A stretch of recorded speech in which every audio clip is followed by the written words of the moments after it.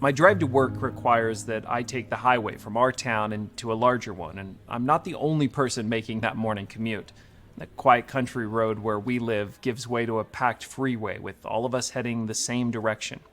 I sometimes look out the window at all those cars and think about how every one of them represents an actual person. A person with their own life, their own family, their own job and bank account, and failures and dreams. Every day, all these disconnected lives sitting on the same road, heading the same direction, each a whole universe in themselves. You think about it too long and you can start to feel pretty small, even insignificant. They say the world's population is now close to 8 billion people, each with their own lives and families and work. Yet we believe that when we bow our heads and pray, God listens to even the smallest and faintest of these 1 out of 8 billion prayers. What is one life, one prayer? In the midst of all this, is the God who is larger than the whole universe really aware of me? We left off with Israel finally having arrived in the Promised Land, but things weren't going exactly as they had expected. Israel had not followed God's lead and had instead settled only a portion of the land. After years of wandering, this fraction of God's promise seemed good enough. The consequences were an existence far short of what God had intended. Israel was constantly attacked and outnumbered by their neighbors, never able to find the rest they had anticipated. One story tells us about the raids of the Midianites. The Midianites were so cruel that the Israelites made hiding places for themselves in the mountains, caves, and strongholds. Whenever the Israelites planted their crops, marauders from Midian, Amalek, and the people of the east would attack Israel. They left the Israelites with nothing to eat, taking all the sheep, goats, cattle, and donkeys. It's in the middle of this chaos, Israel's daily desperation to survive, that we're introduced to a single man named Gideon. It doesn't take long for us to realize that Gideon is not a major player in the moving parts of this ancient world. In fact, Gideon was found processing a handful of wheat in the pit of a wine press alone.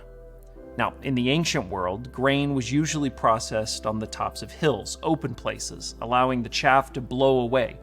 But Gideon, terrified of being seen by the Midianites, does his work instead in a hole in the ground. A single Israelite hiding in a hole. A man just trying to survive his routines. Just one man. But suddenly an angel of the Lord appeared to him. The angel's words are hard to believe. The angel of the Lord appeared to him and said, "Mighty hero, the Lord is with you." Mighty hero, hiding in a hole, clutching no sword or spear but a handful of wheat, the angel went on.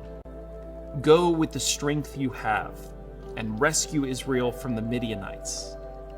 I am sending you." "But Lord," Gideon replied, "how can I rescue Israel? My clan is the weakest in the whole tribe of Manasseh, and I am the least in my entire family." Gideon understandably had his doubts. Surely God was looking for someone stronger, more skilled in battle, maybe with the financial means to actually raise an army, not Gideon.